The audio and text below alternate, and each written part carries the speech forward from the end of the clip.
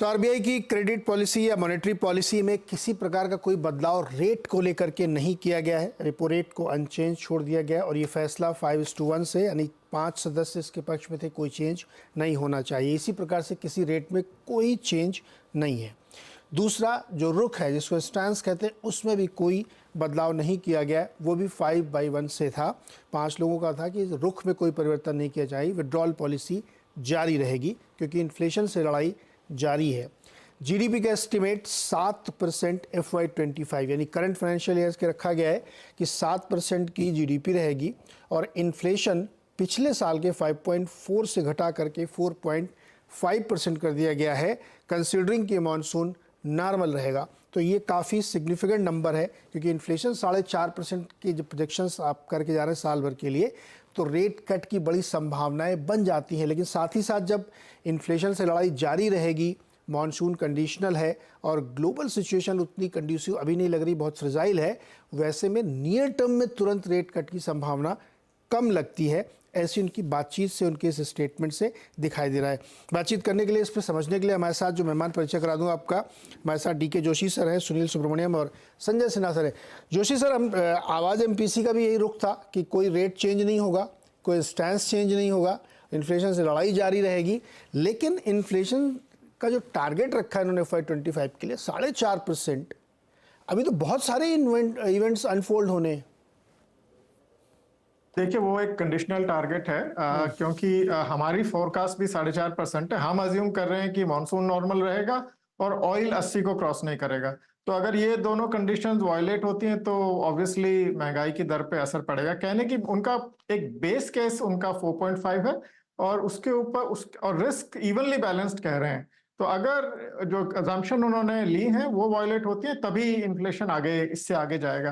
ये एक इंटरेस्टिंग बात यह है कि ग्रोथ मोमेंटम इकोनॉमी का मेंटेन्ड है, उसके बावजूद भी इन्फ्लेशन नीचे आ रही है। तो ये कुछ हद तक जो आरबीआई ने कदम उठाए हैं उनका असर है और कुछ हद तक ये जो ग्लोबल कमोडिटी और क्रूड प्राइसेस अभी तक सॉफ्ट बने हुए हैं उनका असर है। तो एक तरह से ये है कि बहुत ही अच्छा मैक्रो इकोनॉमिक सिनेरियो है जिसमें ग्रोथ मजबूत है और महंगाई की दर नीचे आने की उम्मीद है। ओके, लक्ष्मी, आपको क्या लगता है, जिस तरीके से संकेत मिल रहे हैं कि फिलहाल जून मई के बाद ही कुछ सोचना चाहिए, मानसून वगैरह कैसा प्ले आउट होता है, रादर और थोड़ा सा जुलाई तक जब पूरा प्ले आउट हो जाएगा तब जाके कोई चेंज के बारे में सोचेंगे, लेकिन इस बीच लिक्विडिटी की समस्या है, तो उन्होंने कहा है कि ज़रूरत पड़ेगी तो हम करेंगे। आप कैसे देख रहे हैं इस पॉलिसी को? बिल्कुल उम्मीद थी एक्चुअली एक सेक्शन ऑफ मार्केट्स में कि शायद ही कोई लिक्विडिटी की कोई एक्सप्लिसिट मेजर देखने को मिले। लैंग्वेज स्टांस चेंज की तो कोई उम्मीद नहीं थी, तो वहां पे हल्की सी मायूसी है। हालांकि आरबीआई ने बताया है कि वो सतर्क रहेंगे और जब लिक्विडिटी की जरूरत पड़ेगी बाजार में तब वो डेफिनेटली प्रोवाइड करने आएंगे, जैसे उन्होंने पिछले 1-1.5 महीने में किया हुआ है। तो बट क्योंकि इतना सारा पॉजिटिव बिल्डअप जो हुआ था पॉलिसी के तहत, वो जो हल्की सी मायूसी है शायद वो नियर टर्म में आपको बॉन्ड यील्ड्स में दिख सकती है। लेकिन मीडियम टू स्लाइटली थोड़ा लंबी अवधि का अगर हम व्यू लेते हैं तो आई थिंक पॉलिसी इतनी खराब नहीं है, क्योंकि इनके जो सारे टारगेट्स है वो लगातार ग्रोथ के अनुमान हो या जो महंगाई के आंकड़े हो, वो प्रिडोमिनेंटली इन लाइन ही हो रहे हैं, चाहे वो इस साल के अगर आप आंकड़े देखें या फिर फ्यूचर प्रोजेक्शंस की अगर हम बात करें। तो नियर टर्म थोड़ी मायूसी हो सकती है बॉन्ड डील्स में, लेकिन मीडियम टर्म के लिए पॉजिटिव है। लेकिन बाजार शायद थोड़ा इसको नीजक रिएक्शन दे रहा है। निफ्टी इस समय रेड में आ चुका है 40 पॉइंट और सेंसेक्स भी कमज़ोर है। बैंक निफ्टी सिर्फ 95 पॉइंट ग्रीन बचा, लेकिन मिड कैप को कोई फ़र्क नहीं पड़ता, कैसी भी आप पॉलिसी दें वो अपनी रफ्तार से बने हुए हैं। सुनील जी, पसंद आई पॉलिसी आपको? हाँ बिल्कुल, क्योंकि दो चीज़ है इसमें। मैं कहूँगा कि फर्स्ट जो आंकड़े ग्रोथ के बारे में उन्होंने बताए, PMI, manufacturing, services, ground level situation of the economy, वो बहुत पॉजिटिव उन्होंने बताया क्योंकि ये एक ऑथेंटिक डेटा है। तो आरबीआई का जो ये डेटा का सामने रखना मार्केट के लिए बहुत बड़ी पॉजिटिव है क्योंकि ग्रोथ के प्रोस्पेक्ट्स अच्छे हैं। सेकंड मेरी बात है कि मार्केट अब आरबीआई का रेट कट का मेरे को कोई नामो निशान नहीं दिख रहा है। अगर पूरे साल का 4.5% का आउटलुक है, जब मॉनसून नॉर्मल हो और ऑयल 80 पे हो तो समझे कि रेट कट नहीं होगा। क्यों कैसे होगा? क्या अगर अच्छी मॉनसून भी आए और ऑयल भी 80 पे रहे फिर भी 4.5 तो 4 के नीचे नहीं आएगा। मगर मार्केट उतना नेगेटिवली नहीं ले रही है इसको, क्योंकि उन्होंने आरबीआई के पॉलिसी को शायद ऑब्जर्व कर लिया है। मगर इंटरेस्ट रेट्स इकोनॉमी में नीचे आ सकते हैं, क्योंकि जो बॉन्ड इंडेक्स की इंक्लूजन एक जेपी मॉर्गन का ऑलरेडी हो चुका है और दूसरे और दो भी सामने आएंगे, तो शायद इंटरेस्ट रेट्स इकोनॉमी में नीचे आ सकते हैं, तो आरबीआई भले ही रेट कट करे या ना करे। तो मेरे ख्याल में मार्केट ने यह ऑब्जर्व कर दिया कि आरबीआई से अभी उम्मीद ना रखे उतना एक जबरदस्त रेट कट का। तो इसलिए मैं कहूंगा कि अगर उसको ऑब्जर्व कर दिया तो आउटलुक इकोनॉमी की बहुत बेहतर है और अच्छी है, तो स्टॉक मार्केट के लिए वो अच्छी चीज है। यही मानता हूं कि आरबीआई ने कोई नेगेटिव वार्निंग सिग्नल्स नहीं दिए हैं इकोनॉमी के बारे में, वो एक अच्छी खबर है। जी, रेट कट कब होगा या कोई संभावना बन रही क्या? हम लोग कल चर्चा कर रहे थे जून के बाद सोचना चाहिए।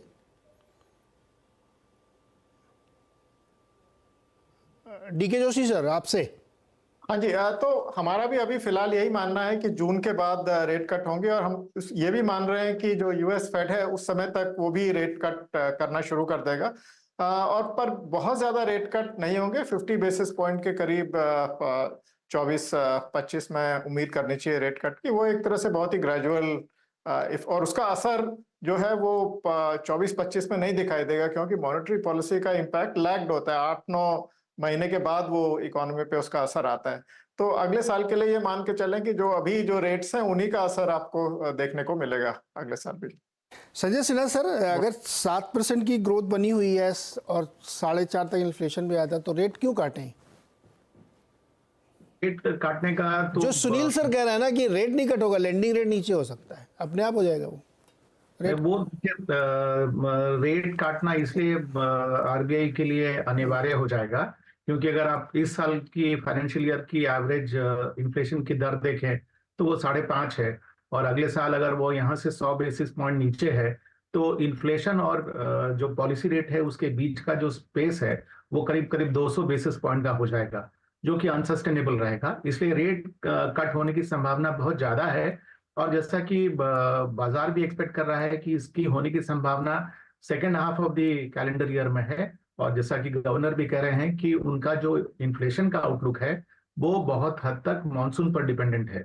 तो ये आप देखें तो टाइम वाइज ये दोनों कोइंसाइड कर रहे हैं, मार्केट का एक्सपेक्टेशन और आरबीआई गवर्नर का व्यक्तित्व, कि वो मॉनसून देख के ही उनका इन्फ्लेशन के प्रति ये रहेगा कि 4.5% की तरफ। दूसरी बात जो उनके खुद स्टेटमेंट में उन्होंने कहा है, और जैसा कि जोशी साहब भी कह रहे थे कि इकोनॉमी की गति अगर आप देखें तो इकोनॉमी ने काफी गति पकड़ी है, और पिछले 6 महीने में इन्फ्लेशन की दर उसके बावजूद नीचे आ रही है, और ऐसा उम्मीद किया जा रहा है कि और भी नीचे आने की संभावना है। तो मेरे ख्याल से ग्रोथ रेट पर उसका कुछ खास असर इन्फ्लेशन पर नहीं पड़ेगा, बिकॉज जो बाकी फैक्टर्स थे जो कंट्रीब्यूट कर रहे थे, जैसे फूड इन्फ्लेशन हुआ, एक्सटर्नल शॉक्स जिस तरह से क्रूड की तरफ से आया, उसकी होने की संभावना कम है। और सबसे जो महत्वपूर्ण बात यह है कि इस पॉलिसी में सारा जो बाजार का फोकस है वो लिक्विडिटी की तरफ था, जहां पर उन्होंने साफ मना कर दिया कि उनका स्टांस जो है वो विड्रॉल ऑफ अकोमोडेशन की तरफ ही है। इसके कारण, और उनका ये इसलिए है क्योंकि वो देख रहे हैं कि पॉलिसी रेट ट्रांसमिट पूरी तरह से नहीं हुआ। तो मेरे ख्याल से आरबीआई ये उम्मीद कर रहा है कि जब पूरी तरह से पॉलिसी रेट ट्रांसमिट हो जाएगा तो उसका और भी असर पड़ेगा इन्फ्लेशन को नीचे आने में, एंड देयरफॉर एक वर्चुअस साइकिल शुरू हो जाएगा जहां पर कि पॉलिसी रेट काटने की संभावना सेकेंड हाफ में बढ़ेगी, और बाजार तो इससे और भी उत्साहित होने की संभावना है मेरे ख्याल से। ओके, चतुर मोता जी हमारे साथ हैं जेम फाइनेंशियल के। आशीष जी, पॉलिसी सुन के आपको अच्छा लगा होगा, कोई राय आपकी मार्केट पे बदली है, सेम रहेगी जैसे पहले से आप बुलिश थे?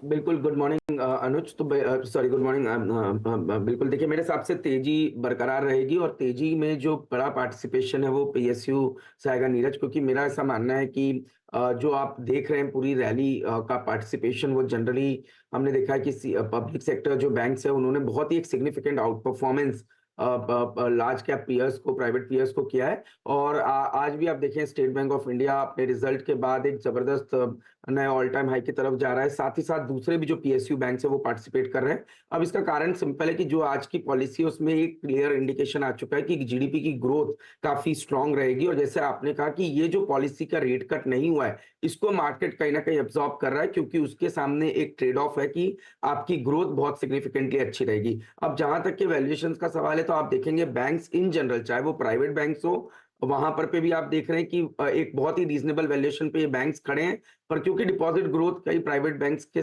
स्टॉक्स में नहीं आ रही है, तो शायद मार्केट उसको रिवॉर्ड नहीं कर रहा। पर वहीं पीएसयू बैंक्स को एक जबरदस्त री रेटिंग वहां पर पे देखने को नजर आ रही है, क्योंकि वहां ऑलमोस्ट 17-18% का लोन ग्रोथ हो रहा है। वहां पर पे निम्स काफी अच्छी आ रही, 3.5% के ऊपर के आसपास की निम हमें देखने को मिल रही है। और एनपीए नंबर्स बहुत ही कंट्रोल नजर आ रहे हैं। तो मार्केट इनके अंदर में री रेटिंग कर रहा है और 1.6 1.7 टाइम प्राइस टू बुक पर ले जाने की कोशिश मुझे लगता है ज्यादातर बैंक्स को मार्केट करने की कोशिश कर रहा है। तो हमारा तो यही मानना है कि ये तेजी बरकरार रहेगी, पर आउट परफॉर्मेंस जो है वो पब्लिक सेक्टर बैंक से बरकरार रहेगी। आशीष जी, देश का सबसे बड़ा bank state Bank of India 713, 5.25% ऊपर। आप सही कह रहे हैं, पीएसयू बैंक्स में ज़बरदस्त मोमेंटम है। उन्होंने कुछ ज़बरदस्त चीज़ पढ़ ली मुझे लग रहा है। आप एसबीआई खरीदेंगे क्या? तो हम तो कंटिन्यूसली खरीद रहे हैं। और आपको पता है कि पीएसयू बैंक भी सीटीएफ पे हमारी राय करीब 25 रुपए से कंटिन्यूसली बन रही है। और अभी भी कल भी मैंने एक शो में आपके कहा, जहां मुझे लगता है कि ये बैंक्स कंटिन्यू करेंगे अपनी राइड को। और इसको प्ले करने का सबसे अच्छा तरीका है पीएसयू बैंक 20 का ईटीएफ लीजिए, जहां पर पे आपको SBI, bank of Baroda, Canara bank पर तो एक्सपोजर मिलता ही है। साथ ही साथ जो छोटे मझले बैंक है, जिनको जनरली एक पोर्टफोलियो मैनेजर अवॉइड करेगा because of the quality of the balance sheet, उनका भी एक रीजनेबल एक्सपोजर इस पीएसयू बैंक भी सीटीएफ के थ्रू प्ले करने का मौका मिलता है। तो मेरे हिसाब से SBI, bank of Baroda, Canara bank के अलावा मुझे कुछ लेना होगा तो पीएसयू बैंक 20 का ईटीएफ, जो इस पूरे सेक्टर को प्ले करने का सबसे बढ़िया तरीका मुझे नजर आता है। अच्छा, मेरे साथ स्टेट बैंक ऑफ इंडिया के मैनेजिंग डायरेक्टर अश्विनी कुमार तिवारी जी भी जुड़ गए हैं। तिवारी जी, बहुत बहुत स्वागत है आपका सीएनबीसी आवाज़ पर। पॉलिसी पे सर फर्स्ट रिएक्शन आपका, और आपको कुछ आशा निराशा हुई कि लिक्विडिटी को लेकर के कुछ खास बोला नहीं उन्होंने, रेट कट के बारे में भी कोई संकेत नहीं दिया, रुझान भी जो है, रुख भी है, वो भी नहीं बदला। क्या रिएक्शन आपका सर? नमस्कार। पहला तो मैं ये कहना चाहूंगा कि जब आप मुझसे बात कर रहे थे तो स्क्रीन पे हमारे ही बैंक का रेट आ रहा था जी, एंड वो काफी तेजी से बढ़ रहा है। तो ये तो आज सर, आज तो सुपरस्टार है वो, और सबसे ज्यादा strength state Bank of India में ही दिख रही है जी। हाँ, तो अच्छा ये लग रहा है कि अब मार्केट ने ये पहचाना है कि बैंक में इंट्रिंसिक स्ट्रेंथ क्या है। बहुत दिन तक हम लोगों को ये शिकायत रहती थी कि जो हमारी स्ट्रेंथ है वो रिकॉग्नाइज नहीं हो रही है। तो अच्छा लग रहा है देख करके कि मार्केट रिकॉग्नाइज कर रहा है, दो इट डज नॉट इम्पैक्ट कि हम कैसे काम कर रहे हैं, उसमें कोई फर्क नहीं पड़ता। तो आपका जो सवाल है कि पॉलिसी में क्या रिएक्शन है, तो पॉलिसी एक्सपेक्टेड लाइंस पर थी। हम कोई उम्मीद नहीं कर रहे थे कि कोई रेट कट होगा या किसी भी तरह का कोई चेंज होगा स्टांस में, और वही हुआ है। और गवर्नर साहब ने बड़ा क्लियरली बोला भी है कि जब तक इन्फ्लेशन स्टेबल नहीं हो जाता है 4% के आसपास, जो कि उनका टारगेट है, तब और फ्लक्चुएट करता रहेगा, तब तक वो अपनी पॉलिसी को कमोबेशी चालू रखेंगे। और दूसरा, उन्होंने ये भी कहा कि जो एक्सटर्नल सिचुएशन है वो अभी भी थोड़ी अनसर्टन है, और चूंकि गवर्नमेंट की जो स्पेंडिंग है वो लास्ट क्वार्टर में ज़्यादा होती है, बजटेड जितने स्पेंड्स होते हैं वो ज़्यादा होती है। तो ये भी उम्मीद है कि गवर्नमेंट के जो बैलेंसेस जैसे जैसे स्पेंडिंग होगी तो वो मार्केट में आएंगे और लिक्विडिटी को सपोर्ट करेंगे। तो इसलिए उन्होंने लिक्विडिटी में भी कोई चेंज करने की बात नहीं कही और कहा कि हम फ्लेक्सिबल हैं, अगर ज़रूरत पड़ेगी तो अप्रोप्रिएट स्टेप्स लेंगे। तिवारी जी, क्या डिपॉजिट रेट थोड़े से बढ़ते हुए आप देख रहे हैं? डिपॉजिट रेट्स तो देखिए, इसका फंक्शन है कि लोन ग्रोथ बड़ी अच्छी हो रही है और वो इकोनॉमी के लिए अच्छा है और सभी सेगमेंट में हो रही है, कॉर्पोरेट्स में भी हो रही है। तो अगर लोन ग्रोथ डिपॉजिट ग्रोथ से ज़्यादा होगा और साथ में ये मार्केट अच्छा चल रहा है, तो म्यूचुअल फंड में और इक्विटी में भी इनफ्लो ज़्यादा हो रहा है, तो इस वजह से डिपॉजिटर्स को अल्टरनेटिव मिला हुआ है। और इसलिए अगर बैंक्स को डिपॉजिट रेज करना है लोन ग्रोथ को फंड करने के लिए, तो अमाउंट ज़्यादा देना पड़ेगा इंटरेस्ट का, और वही हो रहा है। तो इसलिए वो बढ़ भी सकता है, मतलब ये कोई प्रेडिक्ट नहीं कर सकता, मुझे लगता है कि बढ़ सकता है।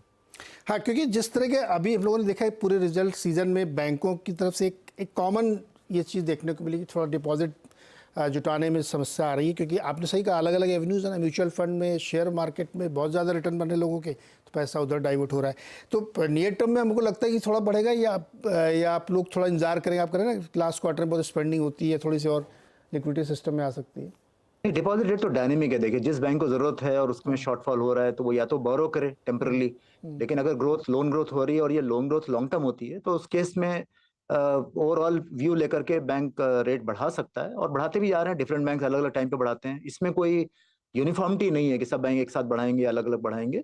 मगर अगर एक बैंक एक सेगमेंट में एक पर्टिकुलर टेनर में बढ़ाता है तो अगर दूसरे बैंक को लगता है कि इसमें हमें कंपटीशन है तो वो भी साथ में बढ़ाता है। तो इसलिए जरूरत है क्या सर? ये तो डायनेमिक है। इसमें मतलब ये नहीं कि कोई बैंक वेट करेगा लिक्विडिटी इंप्रूव हो। लिक्विडिटी इंप्रूव होगी तो हमारे लिए, सबके लिए अच्छा है, लेकिन ये डिपेंड करेगा कि लोन ग्रोथ और कैसी हो रही है। अश्विनी सर, एसबीआई को जरूरत है क्या इंटरेस्ट रेट बढ़ाने की? नहीं, हमें अभी तो जरूरत नहीं है, हम बढ़ाते आए हैं पहले भी, अभी हमें जरूरत नहीं है। और हम क्या करते हैं, सेगमेंट वाइज देखते हैं कि किस टेनर में हमें ज्यादा रिक्वायरमेंट है हमारे एसेट लायबिलिटी के हिसाब से, और अगर जरूरत है तो बढ़ाते हैं। तो हमारी एल्को डिसाइड करती है, तो इमीडिएटली ऐसा कुछ विचार नहीं है, बट एल्को डिसाइड करेगी इस बात पे।